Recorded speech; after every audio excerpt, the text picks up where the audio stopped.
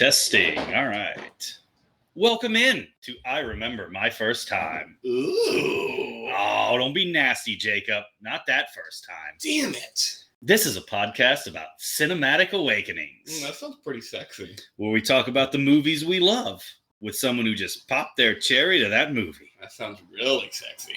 Jacob, are all the movies we do on this podcast going to be good movies? God, I hope not. Do we like shitty movies? We love shitty movies, sometimes even more than good movies.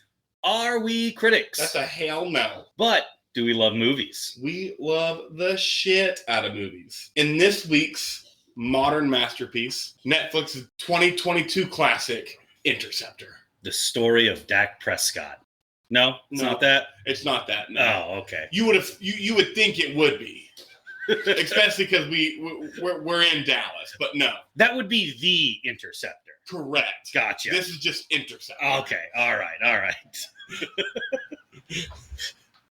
Jacob, did you just stab a guy in the eye with a gun? BJ, there's a 14% chance this podcast is going to be a good one. I am product of a failed society, BJ Leica. Joined as always by me, Jakey Beakus, and I never call a woman by anything other than her name, especially not darling, which, without a doubt, was the best monologue of this movie. Yes, I agree. I thought that was a really good monologue. We've got quite the description from Netflix. This is the reason that I chose this movie. I'm going through this movie. I want a badass action heroine action flick, and I come across this gem of a description, and then I watch the trailer, and I'm like, BJ, check this shit out right fucking now. And what he's talking about is Netflix describing this movie as hitting Netflix's top 10 in 93 countries. This high-octane pick stars Elsa Pataky kicking butt as a Schwarzenegger-esque grade action hero. God, that sounds so badass. And the trailer's just as good as the description. Yes. There's missiles being launched. There's one-armed monkey bars. Over the ocean. It's so cool. Yes. And it ends up just kind of being a okay to pretty good action-y, suspense-y movie. More okay than pretty good, but yes. Yeah, but somewhere in between there. Sure. If someone was to tell me this was a pretty good movie, I wouldn't be upset with them. 4.6 out of 10 from IMDb. Okay. 44% on Rotten Tomatoes, and the highest score is Metacritic at 51%. Really? That's what it says, according to the internets. Interesting. And we know the internets. We know the internet's real well. We know the internet's real good. Real good. We got the internet's down. That's a pretty even keeled movie by all three. Which I think is fair, because I don't think this is a movie that people love or people hate. I think it's just kind of a movie people just went, okay. We have a review from RogerEbert.com's Brian Telesero. Okay. Director Matthew Riley's debut Interceptor, now on Netflix, might as well come with a Canon logo in front of it. It's such an old-fashioned action film that practically plays like a discarded Chuck Norris script. An old-fashioned action film? How? What do you mean? Like, how is it an old-fashioned action film? By just not doing a lot because there wasn't a lot to do? Oh, one person's better than everybody else and takes out all the bad guys to save the world. Okay. I'm assuming that's what he's going for there. Okay. Can the lead, JJ, keep them from entering the control room that would allow them to disable the interceptors and wipe out the entire United States? Of course she can. Duh. She's a Schwarzenegger-grade-esque action hero. This kind of basically one sentence, I think, sums up the movie perfectly. As goofy and full of plot holes as it is, the film almost takes itself too seriously. Although a cameo from Pataky's husband and executive producer Chris Hemsworth is kind of fun. Best parts of the movie. I would take out the kind of. It's straight fun. Yeah. Where he just steals his beard straight from Avengers Endgame. Yeah. Fat Thor, right? Is that what you're referring to? Yeah, the Fat Thor beard. He ends the review. It also might have been nice to lean into the style a bit more with the action, most of which is short in a way that gets the job done, but little more than that. Ultimately, that's an appraisal that works for all of Interceptor. It's fine. It gets the job done. Given how many mediocre action movies have found their way to video on demand and streaming services over the last couple of years, just getting the job done kind of feels like a minor miracle, but Chuck Norris would have had more fun with it. Okay. This guy's a big Chuck Norris fan. You got a Chuck Norris joke for us in honor of Brian Telesero's review? I do. I have two. You ready? Go for it. When Chuck Norris does a push-up, he doesn't push himself up. He pushes the world down. And did you know that Chuck Norris's tears cure cancer? Too bad he's never cried. Okay. All right. Okay. We could go with those. Chuck Norris jokes are great. I do want to text my brother and see if he has one because this kid loved Walker, Texas Ranger growing up. Oh, you like Chuck Norris jokes. He loves Chuck Norris jokes. Yes. My brother's the kind of person that would have a bathroom book full of Chuck Norris jokes that he would look at while taking a shit. It's worse ways to pass the time. There are worse ways to pass the time. I don't know if I mentioned it, but that was a 2.5 out of 4-star review from Brian Telesero. Okay. So, fair. Yeah, sounds like that. We both watched this movie for the first time. Whoa, BJ. This had a $15 million budget. Oh, that's right. I knew there was no box office. I forgot about the budget. Yeah. My bad. There's no box office because of streaming. I assume it made its money back. It was top 10 in 93 countries. I don't know how they say whether a movie makes its money back on Netflix or not. I don't either, but they keep making movies, so I assume that they make their money back. Somehow they have some metric to figure that out. Yep. 15 million is pretty cheap for an action movie. Yeah, which is doable because I think you mentioned it before. When your action sets are in one room. Yeah, you could make it a lot cheaper. Yeah. This was both our first times watching this. We both popped our cherries. We did. How was your first time, Jacob? It was okay. Okay. I wanted this movie to be way better and way cooler, and I thought that I was going to get that. I had this last year. I watched on Netflix Gunpowder Milkshake, Ava. There was another one that I watched, and I thought I was going to get a movie like that. Just fucking badass. Just action. Sometimes acting. Action. Yes, I thought that I was going to get that. And I didn't. And it wasn't horrible. I was more bored than I thought I should have been after reading the description and watching the trailer. Yeah, the description really hyped us up too much. I mean, this movie's an hour and 40 minutes. Mm-hmm. And when I watched it, I texted you, fuck, there's still 40 more minutes in this movie. So that's how I felt. Well, I find movies like this interesting because it's not a terrible movie, but there's definitely a much better movie somewhere in here. That is very well said. I don't know where it is. I don't know what it is. You know, maybe you go. There might be more than one good movie in here. Yeah, there might be like a really good straight campy action movie in here. Yeah. There might be like a really good suspense type thriller in here. And there might be a really just over-the-top crazy action movie in here. They kind of tried to add all three of those, and it just didn't work. Yeah. I think that has to be this guy's first time directing. Like, he had something in his head, and he saw it, and he tried to do too much.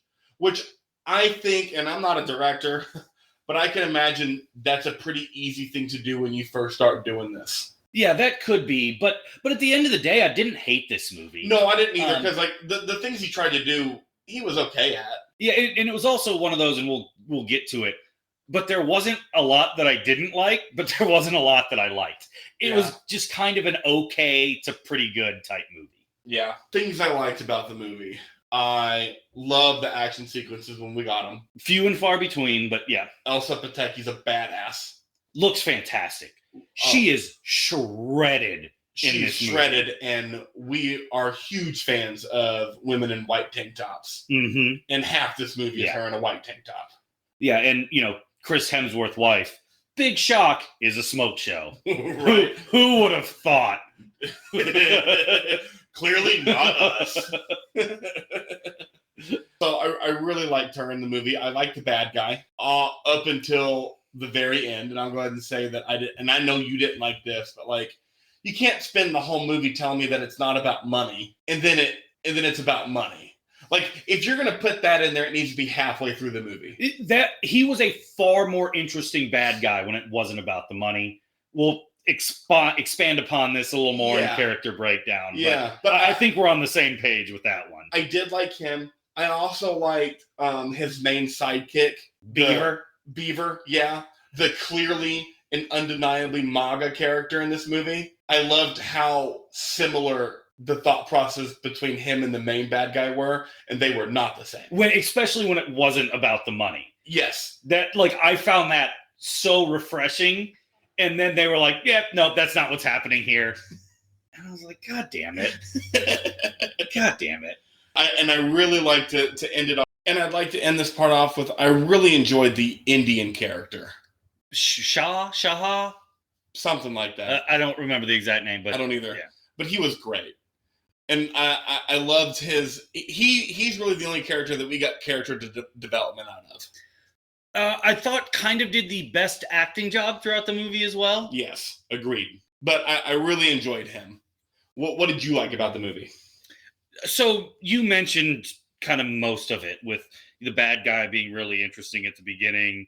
The fact that Chris Hemsworth's workout, I want Elsa Pataky's workout, because she is just jacked. Yeah. I did like how they kind of introduced the White House staff in the little screen. Yeah. I enjoyed that quite a bit. I thought it was a pretty interesting way to throw a wrinkle in for the kind of exposition dumps that didn't really feel exposition dumpy. Yeah. And I enjoyed that they took no time with the White House staff. They're just like, here's the White House staff, that's the president, deal with it. Speaking of the White House staff, when the statistician said there was a 14% chance, I was like, finally, a movie that's not like, there's a 0.1% chance. I was like, 14% is a legit number. Of course, you being the scientist watch it, and you're like, fuck yeah. Yeah, thanks for giving me a reasonable number. But, that's the main thing that you didn't mention, just kind of those little things that I kind of liked in it. That part of it is where I think there's a good movie somewhere in here. Okay. What I didn't like about this movie, everything else. Okay. Like, can I just say that? Like the way it was written, the way it was shot, the director trying to do too much stuff in one movie, like it just could have been cleaner. It could have been better. Yeah, and like I was saying earlier, like there's nothing terrible about this movie. Yeah. But there's nothing great about this movie. The acting's just kind of okay. The director's doing too much. The score is pretty bad. The score does not help this movie when it tries to get suspenseful. Yeah. I will say that. But the biggest gripe about the movie, we already talked about it, the turn of the bad guy. Yeah. Not that he turned from bad to good or good to bad, but that he turned from just doing it about the money. Yeah. Was just a real downer for me. Yeah, it felt really cheap. It felt very much like liberal Hollywood. Yeah. That it's like, oh, the extreme left guy can't be wrong. Yeah. So was it a good or a bad movie? Neither. Yeah, it was just okay.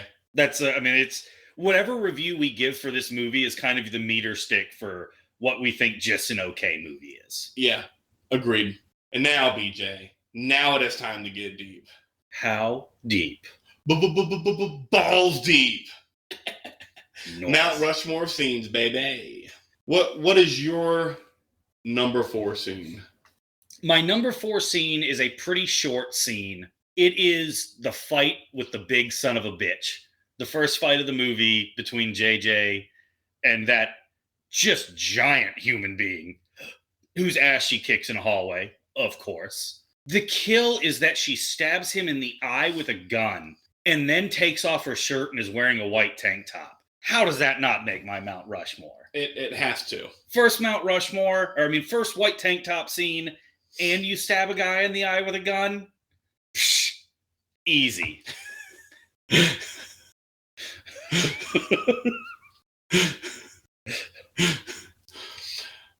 My number 4 scene is really just a real short scene. It's the kung fu fight scene. Oh, when the guy comes up through the hatch in the control room? Yep. I found one part of that scene really funny because it's after your number 4 scene. Right. And so the bad guy's in the hallway and he just stands there the whole time looking through the window, like with an angry look on his face. I'm just like, ultimate bad guy move. I found that so funny. I laughed out loud. And then the kung fu scene was great. Yeah. And yeah. And especially like coming right off of beating the shit out of a giant guy and then beating the shit out of a kung fu master. Mm-hmm. That's pretty good. Yeah, this is just a really short scene for me. It introduces us to Turbo the Turtle. Turbo the Turtle. Remind me. The Indian guy's turtle that his family gave him. Oh, that's right. he was like, thanks for saving Turbo. And she's like, who's Turbo? Like, me and you are the only people conscious in this room right now. Who's Turbo? And I did love that part of the scene, too, because it's one of those things that, like, you're in the middle of nowhere on a fucking man-made built island with 3 other people. Like, you need something to keep you sane. Right. It does give a great one-liner when the Indian guy says that he hadn't fired a gun since basic training. Yeah. And she goes, it's okay. They still work the same way. Okay, your number 3 scene. My number 3 scene, I would love to make this higher, but there's just not enough of it in the movie. And this is my Eddie Guerrero lie, cheat, steal scene. It's every time Chris Hemsworth's on the screen, essentially playing the dude from Big Lebowski. We have the same number 3 scene. Perfect. Yeah. We cheated together. We did. Like all good relationships should do. Thank you. He's so incredible in this. Why are you guys leaving the store? We're not closed yet. What's the deal, guys? Oh, you're such an asshole. I think that's my favorite part is the way Chris Hemsworth in Stoner, California voice. Dude, what an asshole. So I didn't sit through it because once this movie was done, I was ready for it to be done, but I read it on the trivia. Did you stay for the after credit scene? No, I was like you. When it was done, I was... Okay. So we need to go back and watch it because this is our number 3 scene. But there's an after credit scene, after the main big credits, like this is who starred, this is who directed, and then it goes to the long credits of all the grunts. Mm-hmm. In between those 2 credits. Mid-credit scene. Thank you. Chris Hemsworth is in a massage chair because of how stressful that day was. Just getting relaxed. I bet it's incredible. Yeah, Chris Hemsworth, funny guy. Very funny guy. He suffers from the same thing Ryan Gosling does and Channing Tatum. And Ryan Reynolds. Reynolds, where you're just too good looking to be funny. So you have to put like a long beard or a shitty mustache or long hair. Or the Deadpool costume where you can't even see Ryan Reynolds' face. Yeah. So my number 2 scene you're skipping my 2? Okay. Oh, you can go. Oh, yeah, because we both have the same number 3 scene. So, yeah, I'll go ahead and go. Go ahead, Jacob. Is your number 3 scene. My number 4 scene. Your number 4 scene. Okay. The hallway scene. Okay. Thought it was incredible. Such a cool fight. The only, we'll get to my number 1 scene when we get there, but barely beat out this scene. Big motherfucker. I think she goes, God damn, you're a big boy. Yeah, that's exactly. I had that written down. And she does it in her little whatever Spanish. her accent. I think she's Spanish, right? Yeah, whatever. I don't know, but her accent, sexy as hell. God damn, you're a big boy.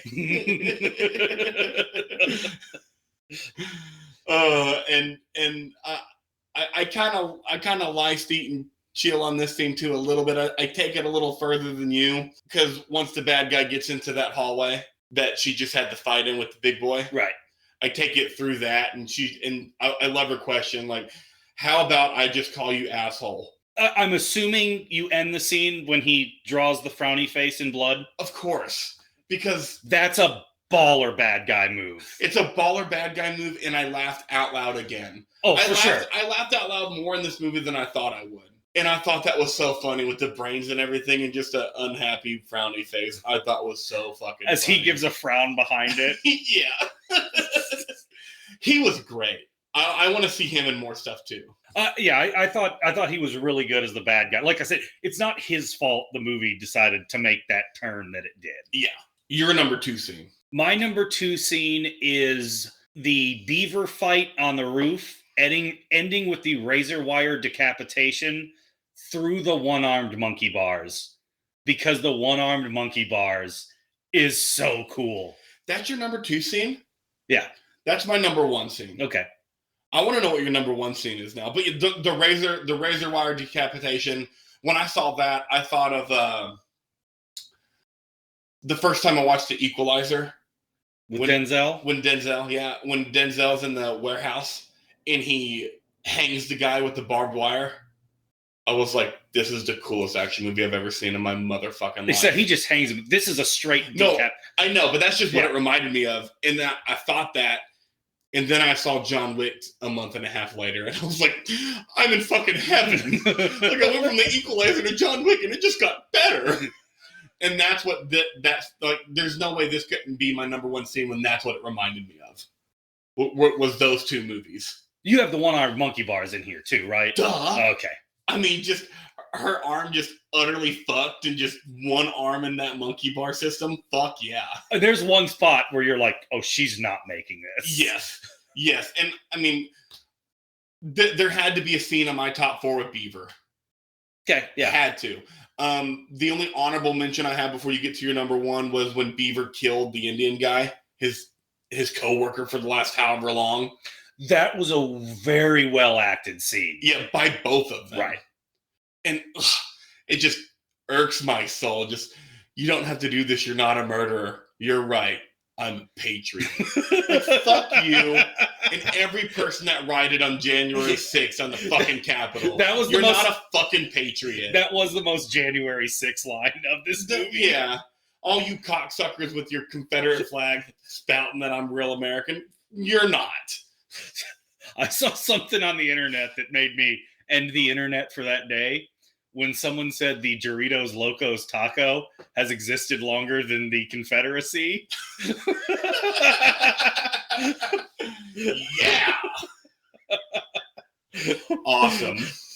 So, wait. Before we leave this scene, because we've already talked about how the Darlin monologue was the best monologue of the whole movie. Mm-hmm. Of what not to call women. Whenever she decapitates him with a razor wire, she goes, "Gravity, darling." The best one-liner of the movie. And there were some zingers in this movie. There was, yeah. There were some good one-liners, but because of the monologue, that was the best one-liner. No, I still like the, you're okay, guns work the same way. Okay. But yeah. This is my favorite one-liner. Right. "Gravity, darling." Because again, with her accent, you have to be a white Southerner for "darling" to really hit the way it's supposed to.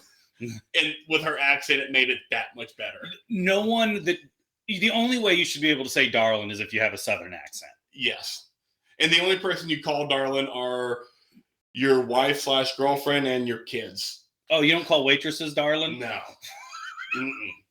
Every small town diner waitress calls me "darling." Yeah, you can be "darling." You're a dude. You cannot call them "darling." So my number one scene is right after the big guy fight. Okay. Where they're getting in and they're torching the door. Okay. And that's my number one scene. So you split those two scenes. So yeah, I really struggled, but I think I had this one as number one because this is when I enjoyed the movie the most. That's fair. When he drew the frowny face and frowned behind it, yeah. I like at that moment in this movie, I was like, this movie's gonna be pretty damn good. That whole 15-20 minutes of movie is the best 15 or 20 minutes. Because that's also part of the movie where you get her talking to the president and she's like, we have 45 to 60 minutes, and then they get through that door and she goes, okay, 30. No, the second the second torch comes through. Yeah, that's what I mean. Yeah, they're now through the door, then they come through the other door, and she's No. They're cutting on the one door, and she's like, about 60 minutes, and then you see the other torch, and she goes, make that 30. Okay, I thought it was when they got through that other door that she said that, but whatever. Still a great line. Oh, and that's when the suspense is the best. Right, and like I said, my number two scene, your number one scene is probably a quote unquote better scene, but I enjoyed the movie much more at this point. So that's why I have it as my number one scene. It introduces the presidential situation room as the exposition dump. Like I said, I can't talk enough about how great the frowny face was. Fair enough. Before we leave the Mount Rushmore scenes, just another quick honorable mention. They should have done this scene better. It should have been cooler. But we love a good chick fight. Yeah, I was very underwhelmed with that one, I gotta say. Yeah. It should have been cooler, especially since the main heroine is a heroine. Right, and the bad guy girl. Bad girl? Whatever. Bad guy girl was perfect. Yeah, I like bad guy girl. Bad girl just sounds... You've been a bad girl. Yeah, it sounds like we're starting a porno in the middle of this podcast. She was a badass, too. Yeah. And the fight just kind of... Very lackluster. Yeah. We did it. Mount Rushmore scenes, baby. That is done. And character breakdown time? Character breakdown. Let's start with JJ. This is one of those... She is one of those moments throughout the whole movie that the director tries to do too much stuff. Yes. Yeah. She's fighting the sexual harassment and the sexual assault. The blowback stuff. From that. Yeah. And what an intense blowback. Like, she had all the evidence, too. It's not like she, like, that was the wrong thing to say. Because even if you don't have evidence, if something like that happens, you have to be outspoken about it. But for everyone to be so angry with her. I don't think the American military is that ride or die for a 3-star general. I don't know. I could be wrong, but that seemed a little much. I don't know. I can see the American military being that ride or die for sure. Okay, but I thought maybe not now in 2022. But again, I don't know. I just thought, like, I can see the American military being that ride or die if there's not concrete evidence. Yeah, she had it on tape, but she had concrete evidence, and like I said, you don't need concrete evidence to bring allegations like this up because that's so hard to get.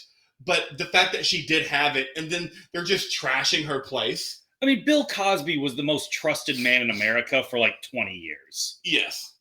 And we turned on him pretty quick. Rightfully so, we turned on him pretty quickly. Yes. And what else was happening to her? She got transferred to essentially the worst duty you can have. Yeah. Which is on that interceptor base. The pictures coming out because of the blowback. Everything with her dad. Yeah. Which I didn't understand at all.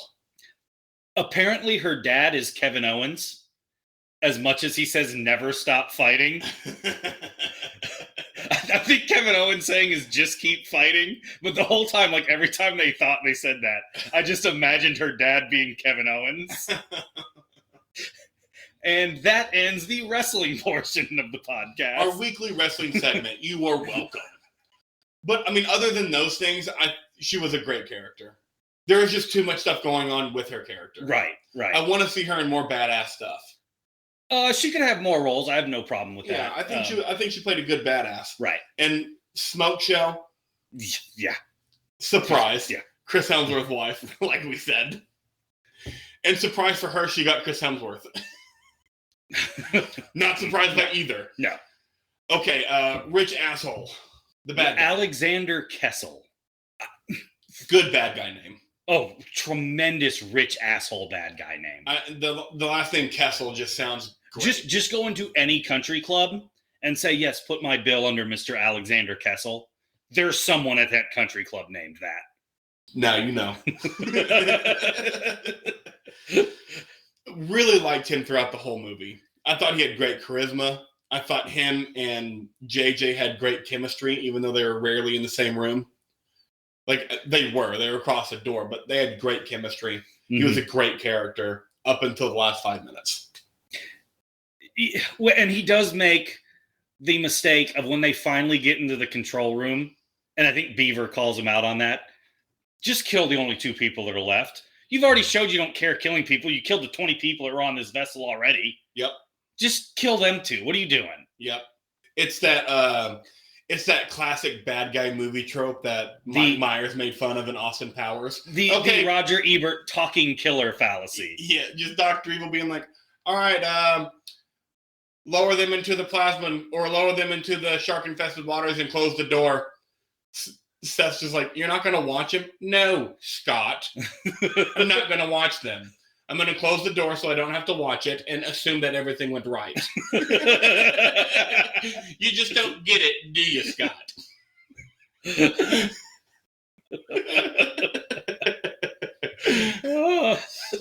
But yeah, the big issue with this character is much more interesting a character when he was doing it for, super left-leaning political reasons. Yes. But of course, Hollywood can't help themselves, and they can't make the left-leaning political guy the bad guy, and that sucked. Yeah.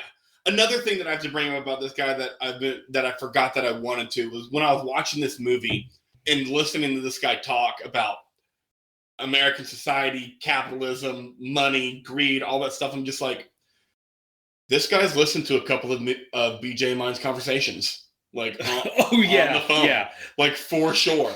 Yeah, like, I'm right in line with this guy. I think my favorite example of that is he's like, my father is the U.S. ambassador to, I don't know, Denmark or something, and he's a complete idiot. Can anyone say Jared Kushner? I was like, that's so true, because there's so many people that I've met in like high positions, and I've talked to them, and I'm like, you're a fucking idiot.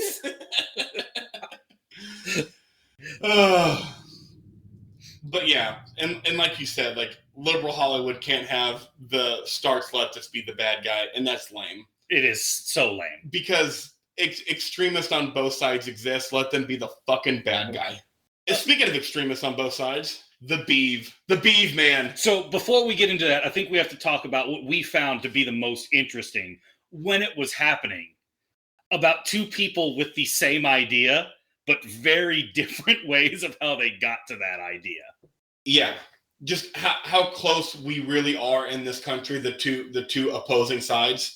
Because the two opposing sides are really so close to each other. Yeah, because it's basically America is fucked up because of greedy, money hungry, wealth and power just keeps getting passed down to wealth and power to wealth and power. And the other side is like, it's the immigrants and the faggots. Whoa. I did not expect that. I mean, I knew you were going to say something like that, but the hard F, wow. The best part about that group of people, too, is the people we forced over here into slavery are a part of the immigrant group. Right, yeah. The person who was literally born on a U.S. military base. He's like, immigrants like you. I'm like, she was born on a military base. So yeah, Beaver. I'm not a murderer. I'm a patriot. That's all that really needs to be said about him. He played the part very well. Yeah, great accent. Great accent. Great name. Your name is Beaver. I'm going to fucking laugh every time they say Beaver. I've already made a nickname for you, and I don't even like you. You're the Beeve Man. I wish he had a big beard and they called him Harry Beaver. Oh my God, that would have been fantastic. I would have loved that. All right, Indian Packy guy, because we don't know if he's Indian or Packy, but he's from that part of the world. Like you said, probably the only character that actually developed through the movie. It was great to see him finally become the hero. I did love the line where the bad guy was like, you're Hindi, right? You ever gotten pulled out of airport lines for searches? And I'm like, the Hindis have not attempted a terrorist. What is that? I know what you're trying to say. But yeah, I found that so funny and so ironic and loved it.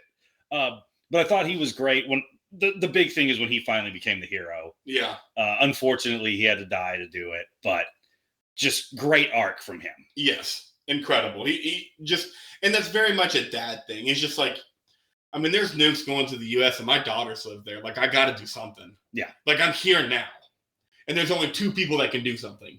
I'm going to leave you in this room because you're clearly better suited for this than me. Yeah. I'm going to do the thing that I can do. Yes, that you wouldn't be better suited for. Right. Incredible character. Loved his arc. Now for movie trivia. And as we know, it was a new movie, and new movies don't have lots of trivia. And it was a new Netflix release. Yes. This is the second movie that married couple Chris Hemsworth and Elsa Pataky did. The first is 12 Strong in 2008. The horse movie. I had no idea. It's based on a true story. I'm pretty sure, if I'm remembering the movie right, American Special Forces on horseback in the Middle East going to do a mission. Great. Yeah. That's my review of that movie. A very sarcastic great. The defense platform is similar to a series of long-range radar platforms arrayed along the East Coast as part of the Defense Early Warning System, nicknamed the Texas Towers because they look similar to oil rigs. They were manned in the late 50s and early 60s to monitor for possible attacks by Soviet ICBMs and bombers. And ICBMs is intercontinental ballistic missiles. Keep them commie missiles out of here. That's right, gosh darn it. That's it. Awesome. Yeah, because we already talked about it's Matthew Riley's directorial debut and the mechanical massage chair. All right. Ending credit scene. Well, that was a shorty. Like most first times. Movie impersonation. What do we got, BJ? A man you like to call the Beeve. The Beeve Man. So we're impersonating the Beeve Man. The Beevester. It's people like you, Jacob, that gave me my nickname Beaver, because you are what you eat, and I like to eat beaver. Like some pecan pie.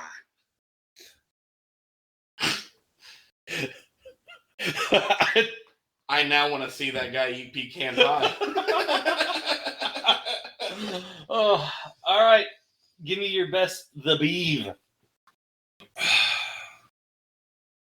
It's ironic that they call me the Beaver, because beavers make dams. And when I get that beaver wet, ain't nothing damming up that sloppy pussy.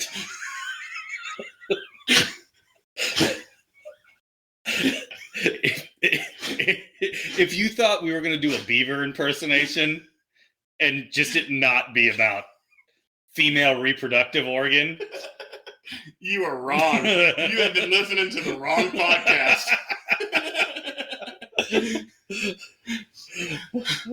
I wanted to keep going, but after saying the term sloppy pussy, I had to end there. There's been some horrible things said on this podcast.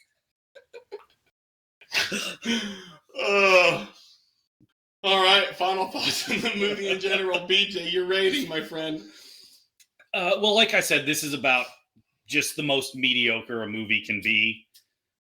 So for me, that puts it at about let's call it a 6.1, because I think it's 0.1 above being perfectly average.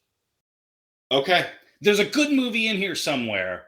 They just didn't deliver on that good movie.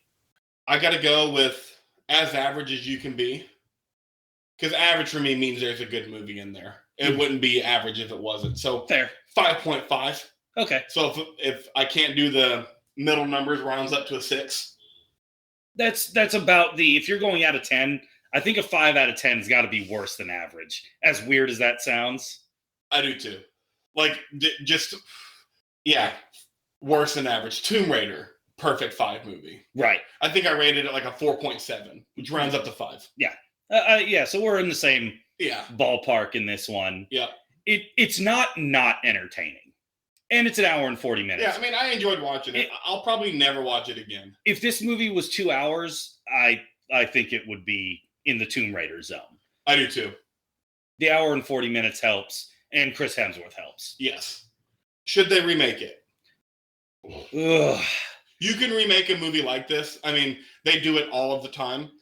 Matthew Riley, try not to do so much stuff in one movie. And I don't want to discourage Netflix from going away to a $15 million budget, cool action movie, Netflix only, Netflix original. This is how you find good directors. I mean, this is his first go. I mean, he's not bad. No, he's got something. Yeah. Just next time, do less. More is not better. Correct. Good and bad IMDb reviews. Ooh, man. And BJ, I have some bangers for this one. Okay, because I was worried because, like I said, this seems like a movie that everybody kind of just thinks is average, Yeah. but apparently not. So let's hear what these people have to say. 10 out of 10 by D9487104. Picture the female version of Die Hard. I love an action movie that gets right to it. No slow build up here. Yes, the scenario is over the top, but that's true of any action movie. It seems to me that the negative reviews were written by triggered individuals who didn't like a female being the main butt kicker in the film. I personally thought that was a refreshing change of pace. If a single cop can run barefoot over broken glass and take down a ring of terrorists by himself in Die Hard, then why is it so hard to accept a single hero against a group of terrorists in this film? Just because she's a girl? Ignore the haters and give this one a chance. For the record, there are plenty of strong men in the movie if you're paying attention. Nice. Solid. Yeah, that was just a good review. We don't have many of those. Love him calling out the woman haters on the bad reviews. Yep. Because I do remember when we did Prey, I think I looked up the reviews for that one, and like every bad review was like, there's no way a woman could do this. Yeah. Like, I'm pretty sure women on a more consistent basis deal with more pain and hardships than men ever do. It's an advanced alien life form predator. It's not a woman can't deal with it. A fucking human can't deal with it. Schwarzenegger had to hide in mud and play tricks on the fucker to do it. Just like Homegirl did. But solid review, D9, bunch of numbers. My 1 out of 10 by Barrigan 3. Titled So Bad. I know Netflix has lost a huge chunk of its net worth, and it shows in this woke masterpiece. It feels cheap. It looks cheap. It sounds cheap. And it's Netflix's success formula. Bad guys. White. Most of them men. The traitor speaks with a southern accent. Halfway through, it just wasn't bearable anymore. So by woke, he means there's a female lead? Yeah, and the bad guys happen to be white. Which, spoiler alert... It's Hollywood. Spoiler alert, every domestic terrorist attack, maybe not every, maybe I'm exaggerating a tad bit. Let's say 98% white people. It's not woke. It just happens to be the facts. I don't know what to tell you. Jacob, you know darn well those are Antifa in whiteface doing those crimes. You're right. I know better. Should people watch this movie? The answer is, if you want to. Don't seek it out, but it's not, like I said, I don't think you're going to have a terrible time watching this movie. No. But there are better, if you want to see lead female action stars, there are better movies out there. You don't have to spend an hour and 40 minutes if you don't want to. It is just an okay movie.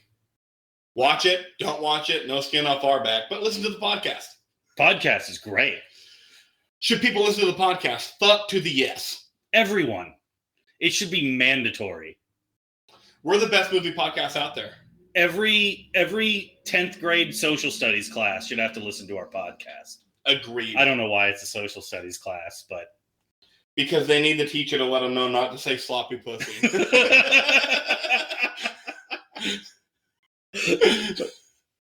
On that note, bye.